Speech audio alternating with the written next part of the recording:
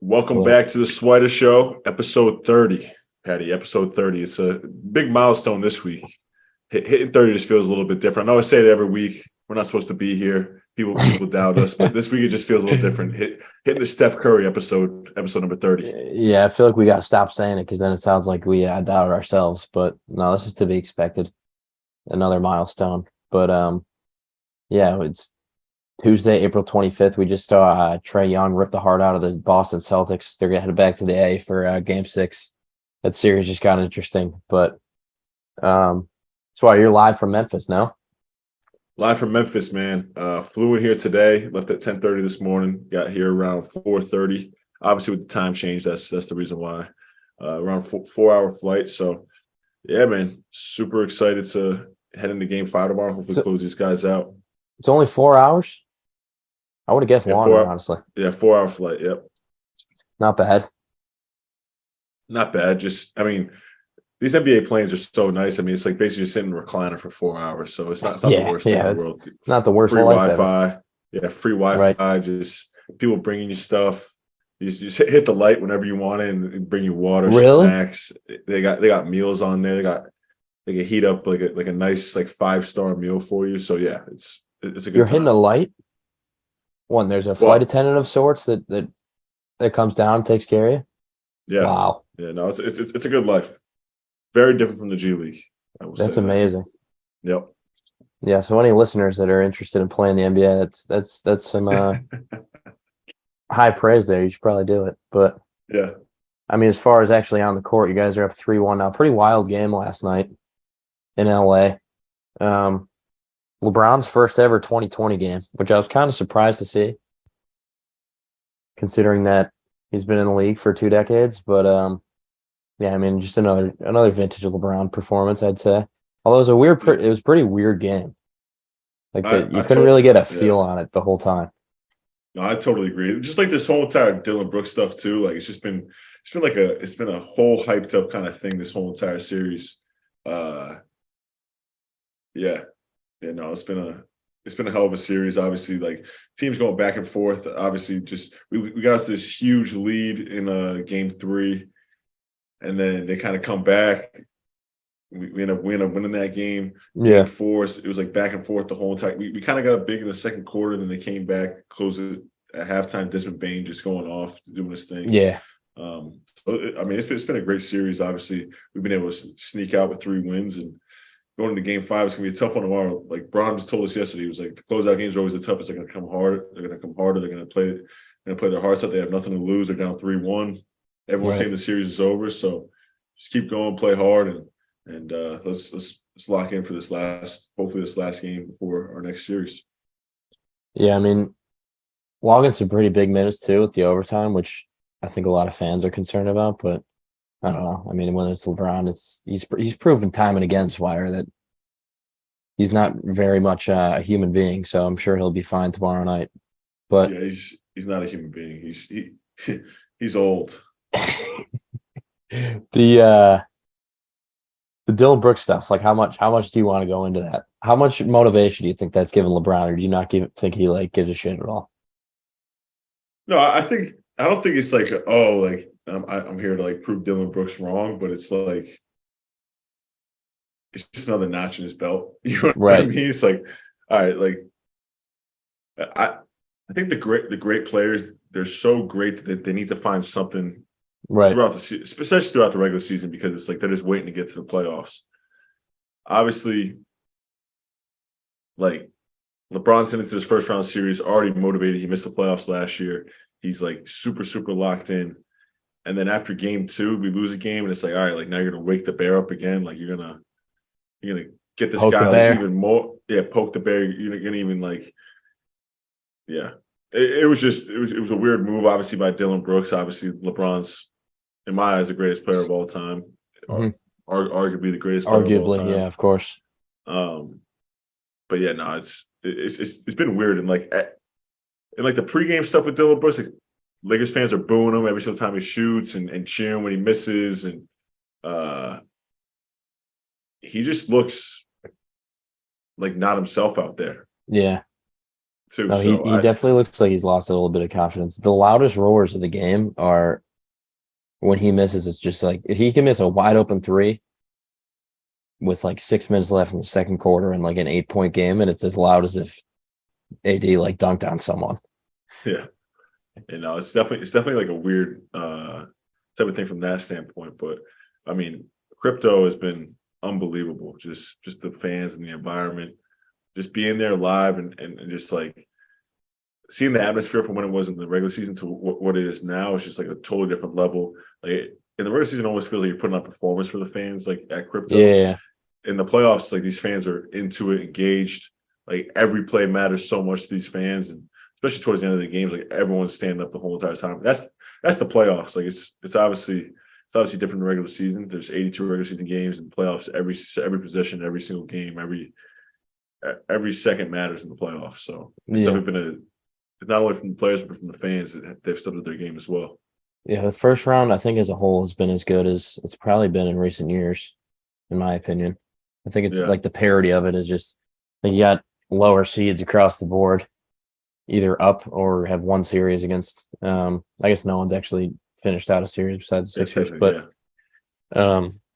yeah, I don't know. It's for a while it felt like everything was just like so predestined. Like the Warriors are going to make it, and then LeBron was going to make it in the East, and that's kind of it. It doesn't really matter what happened before that, but Yeah. um, so I do want to get your take on so game two. We recorded last week after game one. You guys were going into game two. It was up in the air at that point if Ja was going to play or not. He ended up not playing.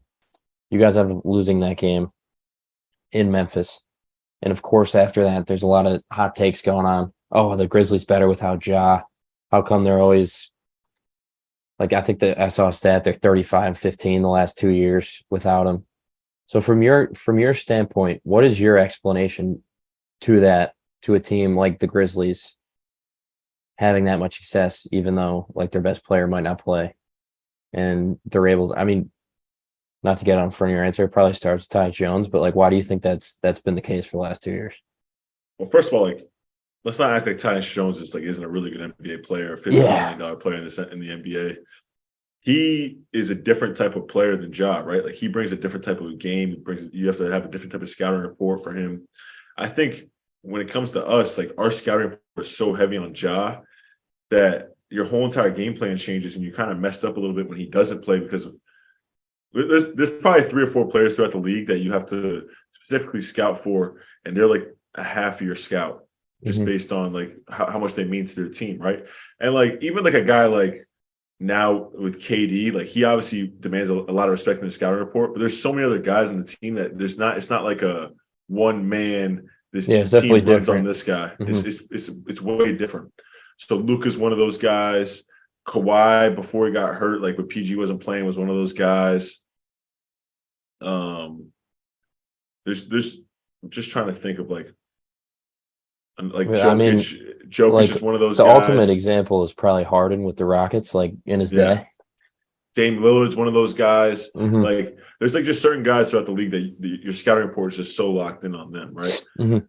So I would say that we had a specific scout for how they were going to play, what this team is like with Ja and everything like that. And then he doesn't play, and when he doesn't play, they play a totally different style of basketball. They're moving a lot more, like they're running a lot more plays for Kennard. They're running a lot more plays for just different players. Jaren Jackson to get isolations. Xavier Tillman was making threes. Yeah, he had like the game of his life. And it's crazy because Xavier Tillman and David Roddy played against us in the G League earlier this year. Like, and those are 2 of their 5 guys that they're really like relying on like end of games, right? Oh yeah. So it's a crazy parody of like how much a season how much happens throughout a season and how much like a series can change which guys play and which guys don't play, right? Like we're seeing like with Sacramento, like Keegan Murray is kind of almost out of the rotation now when he was like one of their main players the whole entire year, just based on what the series needs. Mm-hmm. So yeah, just going back to your original question, I wouldn't say Memphis is a better team. There's a different team without Ja in the lineup. And the amount of respect that Ja commands in the scouting report, it makes it so like for Ja to really go off, which in game 3, he was unbelievable that Yeah, that stretch. fourth quarter was crazy. Yeah, he was just so special. Did whatever he wanted to do. Like just, but one thing like I will say about Ja is that like he's got to start playing the game a little bit more safely. Like I was gonna say, well, how scary is that in person when you're right at like your floor level? You got courtside view there. On TV, it's literally like you have to look away because when, I mean, last night he had, I don't know, maybe 6 plays where he jumps and he doesn't jump like anyone I've ever seen. He like floats in the yeah, air and he falls down. It's like if he falls wrong right now, like he could be out for 2 years. I think the It's like initial reaction actually is like, terrifying. yeah, I think the initial reaction for me was like he's got to learn how to land a little bit better. Hmm. But it's like, no, like you can't put your body in a situation like how else are you gonna land? Like you can't like just turn your back randomly, then you're gonna hurt your back. You can't just like land on your butt, like because then you probably might hurt your tailbone. Like there's all these different injuries. Like, so how do you land? Like, so he lands on his hands. You know what I mean? Like it's just like I don't know. It's just one of those things where just in terms of his safety, like I hope he's able to learn like just situational basketball in terms of like when like maybe like just like kind of how Russ has changed his game. Like Russ was that really explosive athlete. Now he'll get down to back downs. He'll get down to Hmm. post ups. He's completely changed his game in that aspect. So that that's my Yeah. thing with Ja. It reminds me of like a quarterback who, like a Josh Allen who just never goes down. And like if you're a Yeah. fan of the guy, you're like, all right, if one of these goes poorly, it's completely like just devastating. But yeah, you got ahead of my next question there because I think watching it like as a third party, you're like, oh my God. It is entertaining in a way because there's no one that jumps like him, like I said. But um yeah, I mean, how's the feel going into game 5? No, we feel good, man. Obviously, the Grizzlies are going to be prepared. They're going to have a different scouting report for us, like they do for every single game. I mean, Yeah. I think Jared Vanderbilt hitting those two threes, and I think he had 10 points in the first like 4 minutes yesterday. Hmm.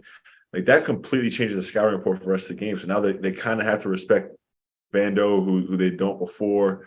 And like with our scouting report, we have, I mean, there's no secrets now in the series. Like you know what the other team's going to do. Like Hmm. there's certain guys who we shift off of, right?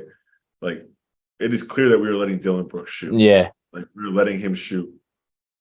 And if they miss shots, it's exactly what the other team wants. So like if he were to make a certain amount of shots, bearing that he doesn't, hopefully he doesn't, knocking on wood, right? Like Right. I want the Lakers to win this series. Like we have to change our scouting report. We have to adjust, and that's another thing. Like David Roddy, like he's almost getting to a point with us now. It's like we can't stay off him. Like we have to Hmm. contest him every single time. Like him being a rookie in the playoffs, he's doing a good job at making shots. So it's like we got to respect him. You got to Right. close out to him. At least give him something. At least give him a hand. At least give him Hmm. a short close. Like you can't just let him shoot anymore. Yeah, definitely. Have you been watching like the other series? What do you think's been the best series so far? I feel like it's a unanimous, probably Warriors Kings, but Yeah, I mean that series has just been so. It's been an unbelievable series, and just from the fact of like Steph Curry calling that timeout, yeah. like what? Have you ever been watching a game where that happens? I was trying to think of it. I don't think I've ever seen that happen. I mean, the only game that that reminds me of that is Chris Webber. Right, yeah, but we were -5 years old when that happened, I think. Yeah, we weren't around when that happened, but Yeah. still, like that's the only game I can think of in memory, right? Like, it's because it's so like you talk about it so much in like your huddles and everything like that. And Hmm. I don't know if it was a slippage of character in terms of like the coaching staff too. They didn't let him know, or Right. if someone on the bench was saying to call a timeout, like Chris Webber, you see like Yeah. this in the I back think people are five. saying that he got all like messed up because they lost it to the challenge like 2 minutes before that or whatever, which I Nice. guess makes sense. But I feel like still like people are just screaming like no timeouts, no timeouts. He Yeah, did kind of get screwed with the trap. I'm sounding like a Steph apologist here because I kind of am, yeah. but I mean, just a Steph is shocking probably one of thing to the have happen. yeah, and Steph is probably one of the highest IQ basketball players ever to play the game of basketball. Probably Hmm. top 50 ever with the IQ. So I'm not saying like it just shows that there can be a slippage for anyone and everyone. Right. That's why it made it so shocking. Like it was very out of character. Yeah, Um, I don't know. It wasn't quite the like the JR play where he dribbled it out, but it was like the same type of feeling where you're like, oh my God, that actually just happened. Like, was that a brain yeah. fart to that extent? Um, But yeah, that series has been like crazy to watch. The Kings are so fun to watch. You know, Kings are a great team. It's funny, like if you look at the analytics of the Kings, like they're one of the best offensive teams in the past decade, just based on how well Right. they've played. Yeah. And then the I, Warriors have obviously been the best offensive team of our literally ever. generation. Yeah, Hmm. especially of our generation. Like just the new style of basketball, it really reinvented the game of basketball. So it's been a great back and forth series. Obviously, like De'Aaron Fox has been spectacular. He's fighting through this injury, obviously, that just happened in Game 4. Hmm. So I'm excited, man. I'm excited for the rest of that series, and obviously that's the winner of that. Yeah, Hopefully, that's who you we'll have guys the are opportunity. facing. Yeah, Right. hopefully we'll have the opportunity to Well, play those guys. yeah, not counting the chickens there. That's me saying that, Yeah, not you. But I don't know. I got to see something from Sabonis too. He's not doing much for me. I admittedly didn't watch too much Kings this year, so I thought it was going to be like him and Fox run the show, and it's really just like been Fox and Monk. yeah. I mean, Sabonis, like an all-star, great player, has done so much this year. He killed us like multiple times. Like, he has a lethal left hand. Um, I would just say to back him up a little bit is that some of the things that he does you don't really see. You know Hmm. what I mean? Like he's a good pick and roll defender. He passes the ball really well, and he's just effective in multiple facets of the He is game. he is a Obviously, great passer. unbelievable passer. So I think he sets a lot of guys up and puts guys in good situations as well. So I mean, obviously, I bet he's probably not super happy with his performances so far, but I mean, he still is very effective in the game. Yeah, that's my thing though. Like if he gets going, the Warriors actually might be in trouble, but I feel like they'll still Yeah, win the series with Fox being yeah. hurt.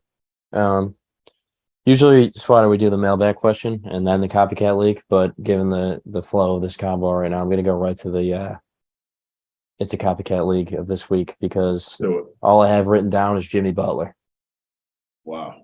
Because my goodness, last night 56, 19 field goals in a playoff game against the number one overall seed, the odds-on favorite from Vegas. Giannis is back. They're down 13 with like 8 minutes left. And he just went absolutely ballistic. I don't know if I've ever seen anything like that. A lot of people say, or a lot of people, Reggie Miller was saying it was the best playoff performance in the history of the Miami Heat. I saw him getting flack for that, given who your teammate is Game and who he's 6, played yeah. for Game in 6, his yeah. career. However, what do you think? Like, is there a greater example of a playoff player versus a regular season player than Jimmy Butler? Like, literally ever? Because at I this would argue point, my it's just I like would argue my who he teammate. is. Yeah. Well, no, I mean, like LeBron has won 4 MVPs, and he's obviously like the best player in the league for like 15 years in a row. I'm saying Yeah, but if you're there's playing a also game like in a February, Jimmy Butler might be like your 20th pick. If you're playing like if you're going into a playoff series, you need to pick one guy for a 7 game series. He's proven at this point. He's very high on the list. Jimmy Butler is obviously like he's the type of guy that's like gotten it all by himself too, right? Like he literally went to JUCO, he went to Marquette, Hmm. which isn't like a basketball factory in terms of producing pros. Um Except for sorry, Tyler Marquette. Kolek. Yeah, Marquette fans, like you guys treat our podcast well. Don't take that Hmm. don't take that the wrong Yeah, you way. didn't mean that. Yeah. But in terms of Jimmy Butler, like he's such a self-made guy, works so hard, like does all the right things in terms of taking care of his body and just being out there every single night, like fighting through injuries and like he's like an old school like player. You know what I mean? Like Right. he's a grit and grind kind of guy. And I think the thing that holds him back sometimes is his inconsistent 3-point shot, right? And then last night he just goes absolutely ballistic, especially from the 3-point line. He's able to get to the rim. Is super effective in the mid range.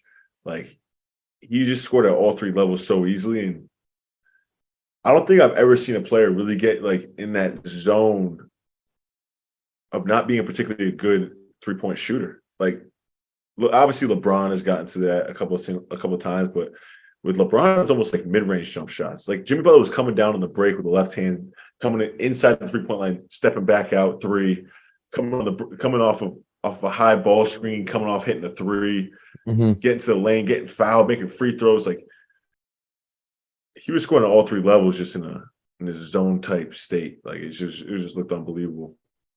Yeah, he just has his track record now where he does it like every single year. It makes really no sense at all. You said I sense some disagreement though with the disparity. Do you think he's actually like where would you rank him within the NBA? From a 1 to 5'10". Yeah, you just use numbers. Yeah, Yeah, one. Yeah, I rank him probably around 20 to 25. but are you picking 20 guys before him in the playoffs? Probably not. No, you're right. No, I Yeah, agree. I mean, they literally showed a graphic today. He's plus 13.5 points per game in playoff games compared to his regular season stats. And that's the second all time behind, I right. forget who the first player was, but like Hmm. there is a certain level of like him stepping up in the playoffs.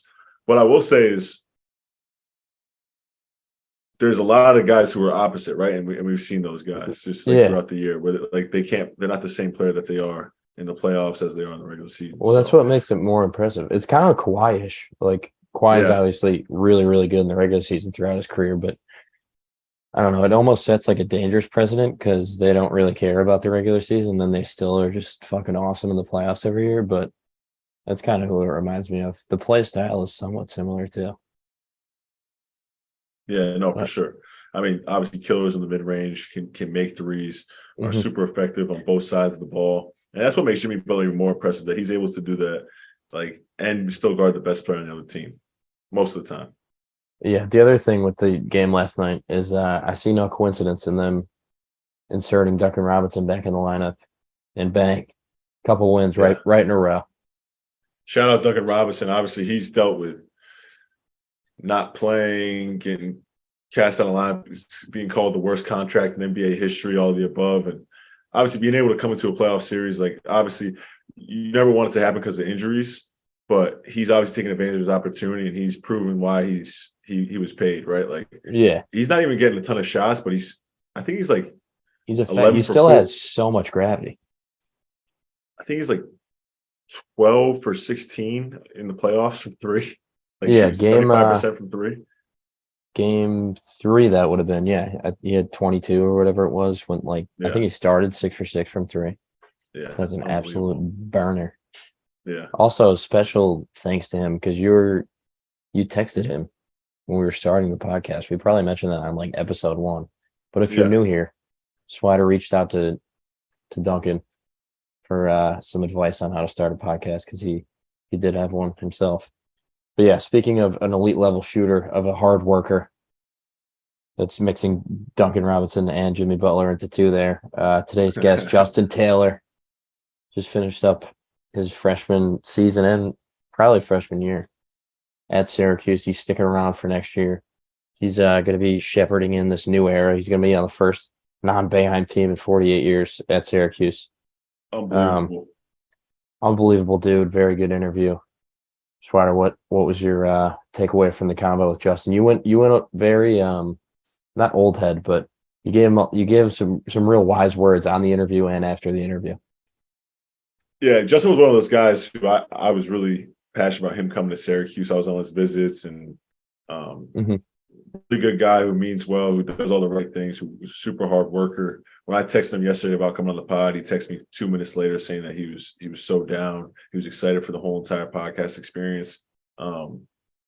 Just really good kid, man. I think he has a really bright future in the Syracuse uniform. I think this offseason is going to be huge for him. And Mm-hmm. he just gets into everything. He gets into everything from the reaction of Coach Boeheim retiring last year to the new era that they're in, to the practices, to all these different things, right? So super excited for him. I'm super excited to see him this summer and get to work with him and just try and show him just little gems of being a shooter. And obviously being at Syracuse, that being a shooter comes with a lot of responsibility, right? Like there's Mm-hmm. been great shooters before you. It's known for a program that's used to bucket getters, right? So Mm-hmm. I think he's in a really good spot. I think I think he's going to have a breakout sophomore year and have an opportunity to be a really good player on this team this year and surprise a lot of people. So it was great having him on. We got to hang out with him a lot last year and even this year when I went back, I got to spend some time with him. So really great conversation and yeah, stick around and hear from our boy Justin Taylor. Welcome back to the Swider Show, episode number 30 with my guy Justin Taylor, man. Justin Taylor, freshman for the Syracuse Orange, about to be a sophomore. Coming off a good freshman season, and we're excited to have you today, bro. Thanks for coming. Yeah, of course. Happy to be on here, man. Yeah, definitely, man. Obviously, been a crazy last couple of months for you. Honestly, it's just been a crazy couple of months in terms of college basketball. Obviously, the NCAA tournament with all the upsets, and then for Syracuse, you know what I mean, Coach Boeheim stepping down and kind of entering this new era. What has these last couple of months been for you? Because obviously, after every single season now in college basketball, you got to make a decision of if you're staying or transferring with the no transfer rule, NIL stuff, and then with Coach Boeheim stepping down, that must have been a quick turnaround for you. Yeah, I mean, it was definitely kind of a whirlwind. Just from the ACC tournament, him telling us that he's going to decide to step down. Coach Autry taking over. Just all the changes. Obviously, transfer portal is crazy. Losing guys like Jesse and Joe and Samir and them. But I mean, definitely up and down, just trying to kind of stay level headed through it all. It was definitely hard, hearing the news about Coach Boeheim then going straight to spring break, just because you're going home with a lot on your mind, trying to figure everything out. Yeah. But there's a lot of really long talks with, my mom, dad, guys on the team, just talking about, what we're thinking. At the end of the day, I think even with Coach Boeheim stepping down, the legend he is, obviously being able to play under him for 1 year was obviously, a dream come true. That's why, one of the reasons I came to Syracuse. But, think about it a lot. I think with Coach Autry taking over, I think it's going to be good for us.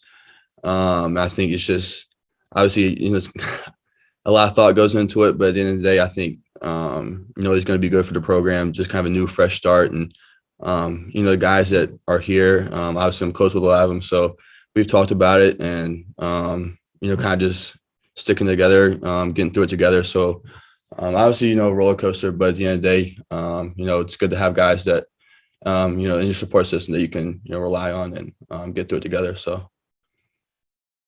How different has it been this last 6 weeks or so? Because obviously, like you mentioned, you're only there for a year. Me and Cole are only there for a year too. You guys in little different roles than I was, but it's you find out literally within a day of being within the Mello Center, within being at the Dome, and I mean it's no question or no secret. Like Boeheim just ran the show there. It's been the same thing for 47 years. So you mentioned how weird it was. It was a whirlwind when he stepped down, but actually when the noise, the press conference is done, and you guys get into practice here the last couple of weeks, how different has that been?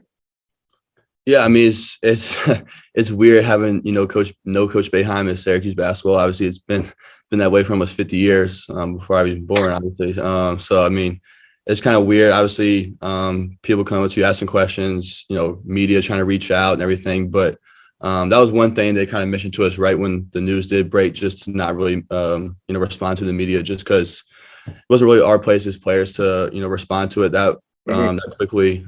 So they handled it the right way. Obviously, it broke kind of out of nowhere. The process was kind of weird, but once the press conference did come out and all that, and Coach Autry did take over and they announced all that, I think Coach Autry knew how to step into that role. He's done a really good job so far in practices and workouts, and he brings a ton of energy. But obviously, just being that here for that 1 year with Coach Boeheim and having him all of a sudden not be here is obviously strange. But I think Coach Autry has done a great job kind of stepping into that role and being that guy now. So tell me a couple of early Coach Red stories, because the Coach Red I know is the assistant coach who's not joking around with everyone, but serious, is able to command the room. But at the same time, that's your boy. You know what I mean? And then now he's stepping into this head coaching role where he can't really be your friend anymore. Like Coach Boeheim is an amazing guy, obviously amazing recruiter, has done so much with being a coach. But in terms of being your friend, that you're never going to get that with Coach Boeheim. What is the head coach Red Autry like?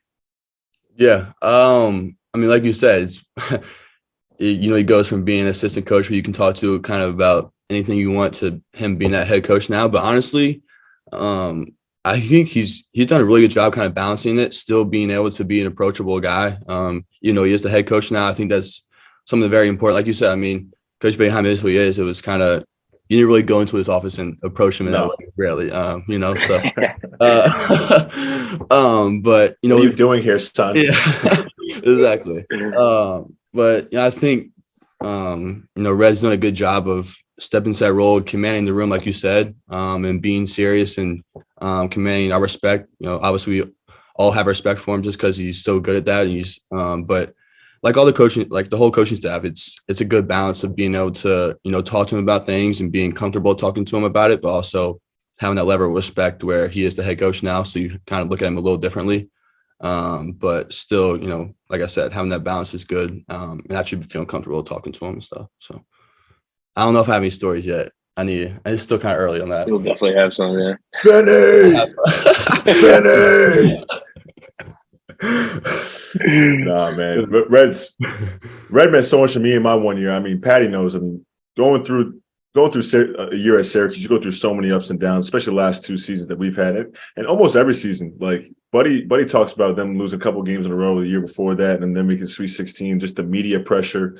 I mean, for people that don't know, who haven't been to Syracuse, who aren't a part of that community, like Syracuse basketball is everything, right? The football team obviously had a decent year last year, but year in and year out, like people's winters are made in Syracuse, not by the snow, not by shoveling stuff. It's by Syracuse basketball. So like everything that goes on with ESPN Syracuse is Syracuse basketball. There's 40 student reporters at every game. Like we open up our locker room to the press after the game. There's 50 reporters coming up to you, talking to you, right? Like I think the 15th guy on Syracuse, a walk-on, gets more media coverage than like the 7th guy on Villanova. You know what I mean? It's just a crazy, True. It's just a crazy like whirlwind. Talk about obviously coming into that this year at Syracuse, but also just the overall. Just I don't know, Patty. How would you explain Syracuse in terms of just the media presence and the pressure of going through a season? We've talked about it all 30 episodes, like ad nauseum, but it's definitely like you don't know unless you know thing. And Justin, you definitely kind of like you figure it out pretty early. Yeah, that's what I was about to say. Like, I don't think anyone knows exactly what we go through except for us actually going through it. I mean, I've noticed that just in my 1 year, like a lot of people, it's a lot of noise out there. People can say this and that. They act like they know what's going on, but at the end of the day, no one really knows what's going on except for us.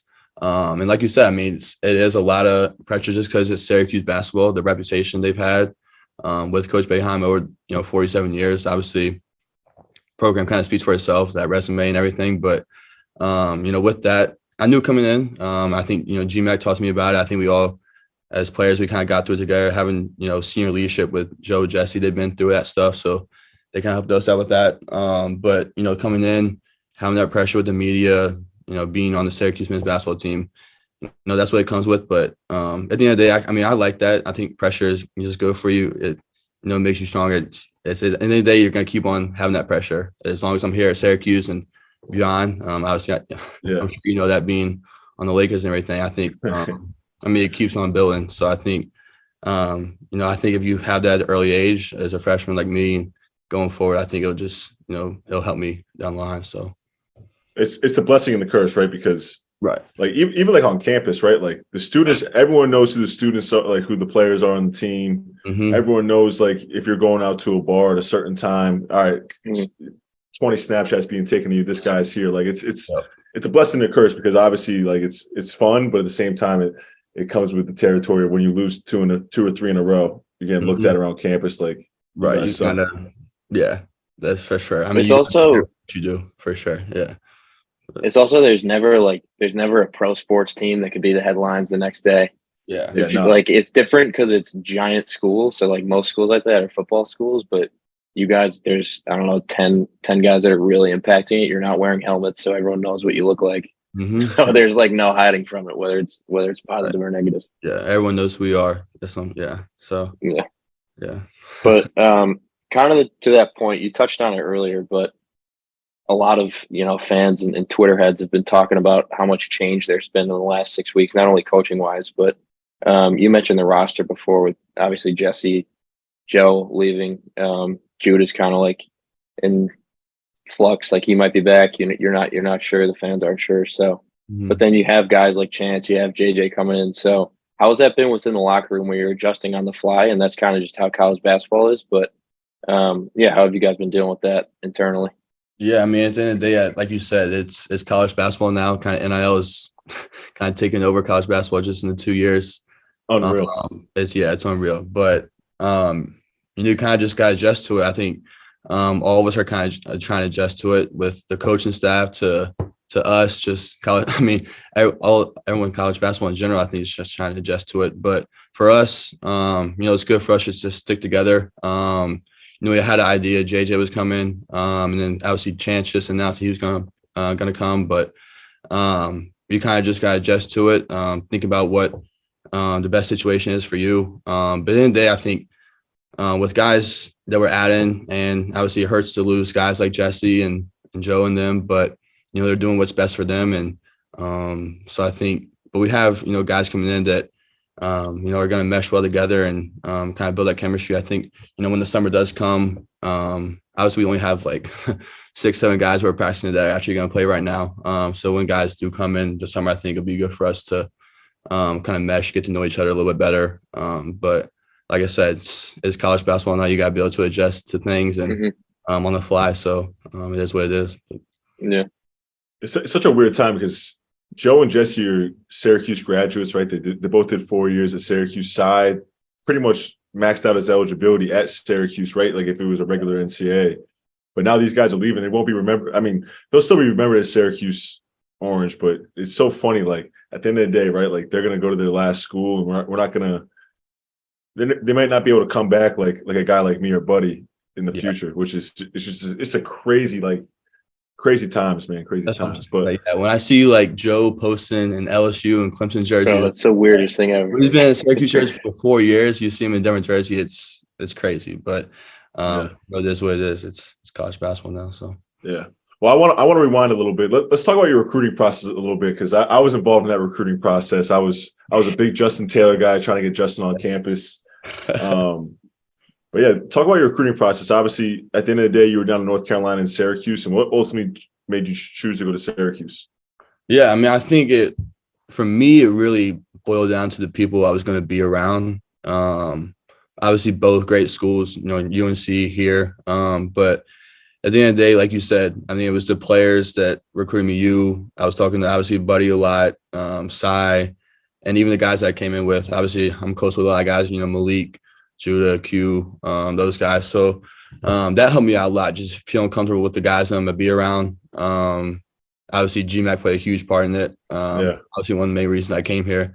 I'm sure there's no one like him.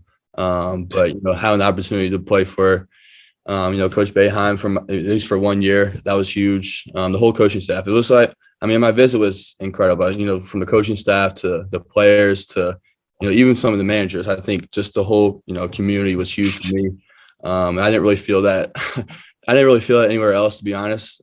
Just that, that brotherhood. And at the end of the day, I think I've now realized that I've gone through the recruiting process, all the the glamorous things that they show you, this and that. It's great, but at the end of the day, it's about the people you're going to be around. So, that's one of the reasons I chose here and one of the reasons I want to stay. So that was huge for me, really. Man, there's nothing like it. Like I can tell you from other experiences, like obviously I had a great time at Villanova, but there's nothing like the culture, the brotherhood, from the managers to the coaches, everything at Syracuse, there's nothing like it, man. And there isn't. But let's talk about getting recruited by GMAC, because obviously Patty got a little bit of it. Yeah. No, he was hot on my trails. Yeah. I decided to go to U Sciences first, but out of high school, he was all over it. But the grad year, he locked you down quick, Patty. Oh, absolutely. But talk about getting recruited by GMAC and how special that is, because for me, a guy who didn't choose it the first time, I told you specifically, I was like, bro, do not mess around with this thing, right?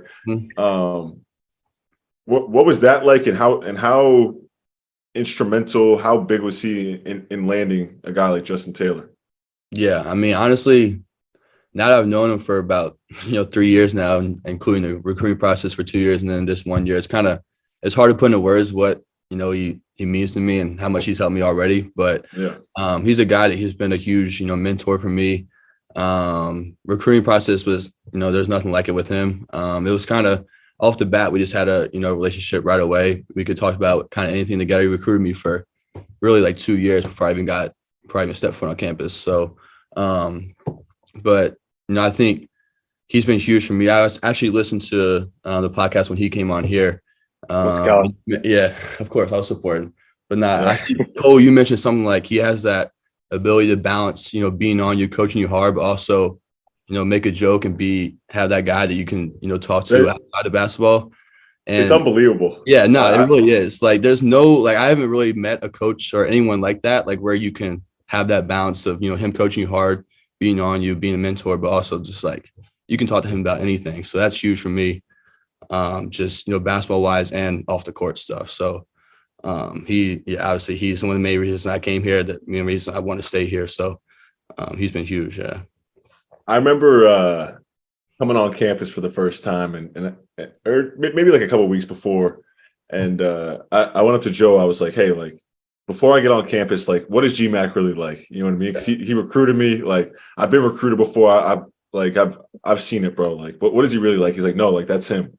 That's like, what I'm saying. Right. It's genuine. Yeah. I'm like, no, come on. Like, who on the staff is like, you know what I mean? Because I've been through it, bro. And he's like, no, like these guys are like legit who they are. Like, and that's one thing I've tried to tell all the recruits coming in, like, especially like you guys, like the 6 of you guys that came in, the transfers, everyone, like, yo, like the guys you see on this recruiting visit are the people you're going to get on an every single day basis. Like, there's no one who's going to like change.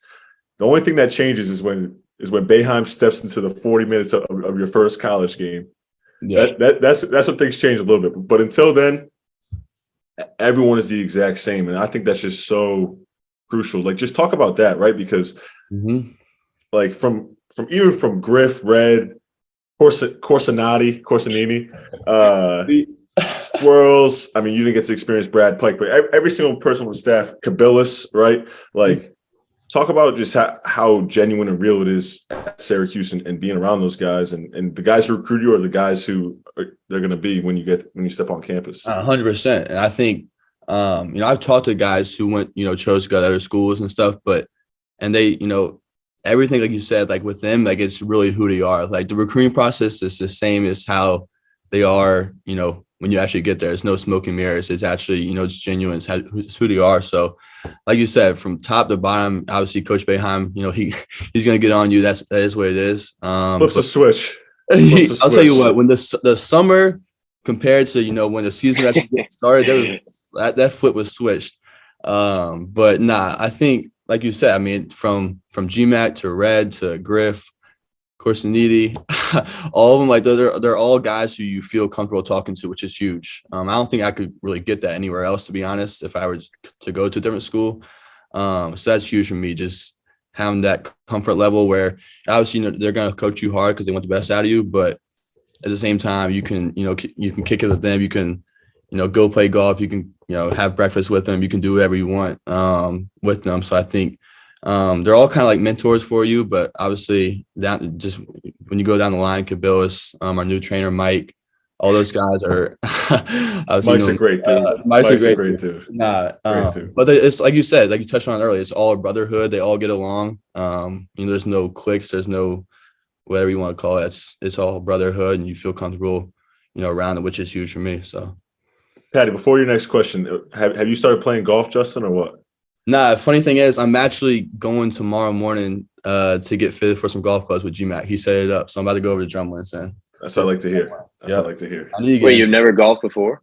I have like a little bit, but like I don't have like a. You never really gotten into it? I haven't really gotten into it, but like last summer I should have gotten into it because I was so bored without like because we. I was gonna say there's not much else. There's nothing else to do in Cuse really. So so this summer I'm definitely gonna be on there on the course.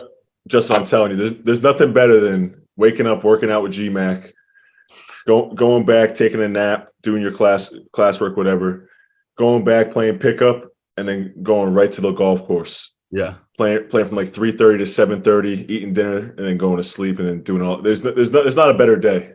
And that's the best day you're going to get in Syracuse too. Who are the golfers left? I guess Bury. Yeah, Joe used to play like every day. But, yeah. Pete said he wanted to get into it, but yeah. Pete has a little kid though, so he's not going to be golfing too much. Red also golfs too. Red has a hole-in-one.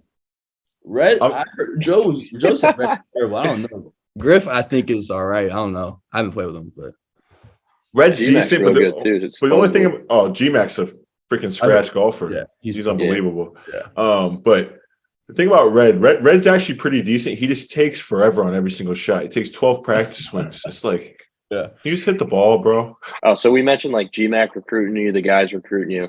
Mm-hmm. One thing that you've dealt with a lot in the last 2 years from the outside looking in is comparisons to Buddy, looks wise. And a tweet from Elijah Hughes comes to mind where it was like the Spider-Man weave. It went viral. I just remember that, yeah. I don't necessarily see it all that much. I get the comparison. But my first question is, do you get that all year? And then my second more serious question is like play styles like that. You look at Buddy, you look at Joe, you look at Swider, Boeheim, and the program, the offense is just like, if you're a shooter, you're going to get shots. So how much did that go into your decision? Yeah, well, the first part, I've told the story before, but like when I first came on my visit, I was recognized like automatically, like off the plane, like someone thought I was Buddy because Coach Boeheim met us, as we go down the escalator or whatever. And some older lady comes up to me like saying how she loved my season, how well I did, wanted to take a picture with me. But I was recognized from like 5 times like on my visit. But I feel like it's like a fair call because like we're both 6'6", white, same haircut. Yeah. On the basketball. I don't see it. That's lazy fans right there. Yeah, like once I actually got on the team, I feel like people more so knew who I was. So I didn't get as much like once I actually got on campus. But yeah, honestly, there was still talk like, damn, he looks like Buddy, plays like him a little bit, whatever. But to the second part, I mean, obviously, him and you, Cole, like a huge part of why I came here. Just watching you guys the year before, obviously modeling that game after you guys. Like you said, Syracuse is kind of known for having shooters each and every year. So I think, watching you guys, watching Buddy, watching Cole, watching obviously Joe before I came here, obviously GMAC highlights, older, but just watching those guys coming through the program, that was a huge reason why I came here, just because I knew that I could have the opportunity. Even as a freshman, I had some opportunities to, show what I could do. But as I get older, I think I'll have, more opportunities to, keep on improving myself. But like you said, Pat, I think watching those guys like Buddy and them, I think that was huge for me, modeling the game after a little bit and, playing that style. So. For sure, man. I can remember a day. I think it was the night before elite camp. Me and you got into the gym. We started shooting together. Yeah, and that was fun, man. I think the constant people get so caught up in freshman years. When you look at an average freshman, or you look at like a person who ends up being like a big time player, there's not a lot of people besides the one and done, the top 10, 15 guys in each class that have the freshman years that they want or expect, right?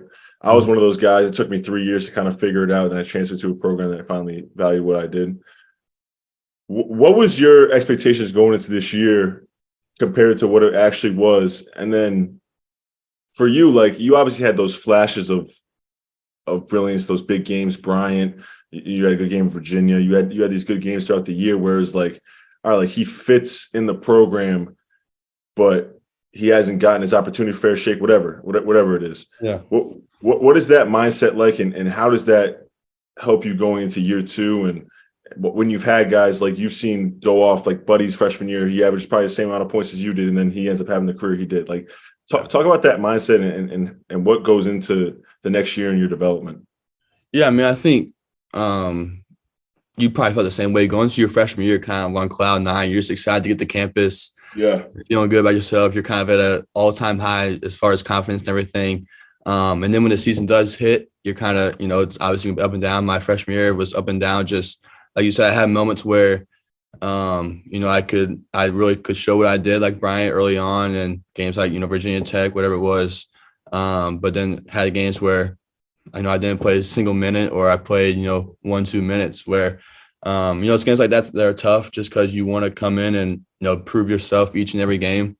And as a freshman, that's kind of tough to deal with. But my goal was always just to kind of stay level-headed through it all. I think GMAC helped me a lot with that because, at the end of the day, I think the games, especially where I didn't play, the stretches where I didn't play at all, I was still able to come in and work out with GMAC every day.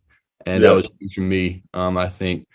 So I think, just going, like you said, I think as a freshman, you're going to have up and downs, but looking at guys like Buddy, like you, like different guys who have come through the program, obviously college basketball in general, just freshmen, like you said, not everyone gets that, that experience except for, if you're the one and dones, whatever it is. So just trusting the process, looking at guys that have come before me, and just realizing that it is a process. You're not going to get everything you want your freshman year.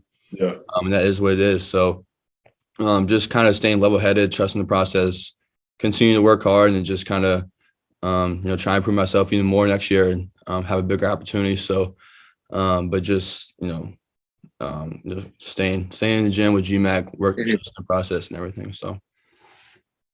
Yeah, man. One thing I will say is like the thief of joy is comparison, right? Like I remember looking at my freshman year and being like, oh, this guy's doing this guy's doing this. I was ranked higher than this guy, averaged 30 in high school, and now I'm not even playing and all this stuff. And like everyone runs their own race. And at the end of the day, like the guys, I've never really seen a guy, me and Patty have talked about this a lot. Like I've never really seen a guy who's worked really hard, who's done everything he could, from working out Cabillas 2 times a day to eating the right things, to do all these things, not get what he deserves, man. So you're on the right path, man. Keep going. You're in the right spot.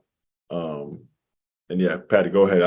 It always finds its level. Yeah, college basketball is so hard too. Like there's so many other factors you don't think about. Like I don't know, classes. You're away from home. Like you're doing your own fucking laundry. That bullshit. Like there's stuff about it that's hard that people don't. It's hard to be a good college basketball player, but no, it's a lot. Yeah. You're the first of the 6 freshmen from this year that we've had on. We've talked about it a lot on the show. I think the fan base knew, like, you guys kind of came in and you're replacing these shoes of last year, a really older team. Buddy and Cole, obviously, and then Joe. Like, these are established guys that you guys are coming in and you're sort of competing for these, spots that everyone has to fill. So, first of all, how is it coming in like that group?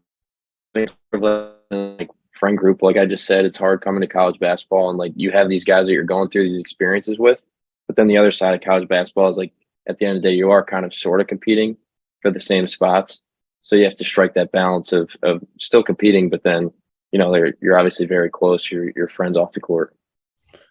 Yeah, honestly, I really don't think I would be able to get through this season the way I did if it weren't for the guys I came in with. I knew most of them. I knew Malik since I was like 12, because obviously we're from the same area. Played high school with Q and Judah, and I guess I knew Peter and Chris a little bit coming in, but just having that built-in chemistry, like you said, was huge for me, because we already getting along, off the court, and then that kind of translated on the court. Obviously, but it is college basketball. The competition comes with it, and it kind of goes back to the media of Syracuse basketball. As soon as we stepped on campus, it was almost like me and Chris just automatically had this beef, or what you want to call it, just because we were trying to be for the same spot. But no one actually knew we're actually we're close. Obviously, we're going to compete on the court, but like we're still. It's no like beef between us and stuff. Yeah, that's always how it goes. Yeah. Like as soon as we stepped on campus, it was just like that way. But at the end of the day, like no one kind of goes back. Like no one really knows what's going on in the program except for us. People can say what they want. But I think it was huge for us as young guys, especially to kind of stick together. And, obviously guys got more time than others as freshmen, and that's just how it works. But yeah, no matter what the time was, the 20 minutes, I think we all still stuck together. And, obviously there's going to be ups and downs, but having that chemistry coming in from high school and knowing each other, I think that was huge for us just because we were able to talk about it, kind of communicate, and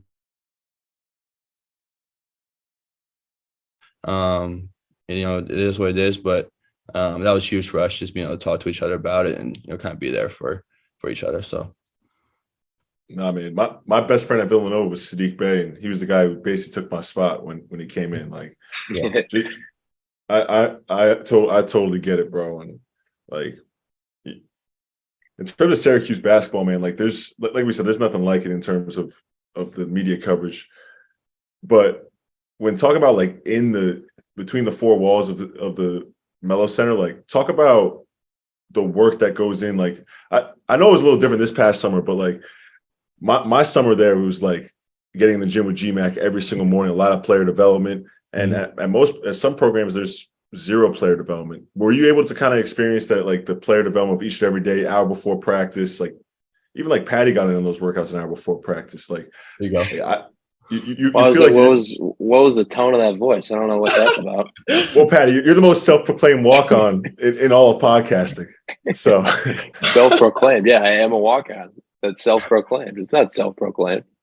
I know, but you're like, oh, like since I'm a walk-on, you guys are scholarship guys. Yeah, you are. Yeah, that's true. That is true. I'm not gonna lie. You're a pretty famous walk-on around here. I'm not gonna lie.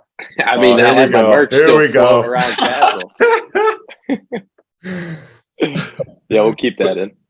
Yeah, but just back to my question. Just talk about the skill development that happens each and every day, like because I think that's one of the special parts of Syracuse basketball.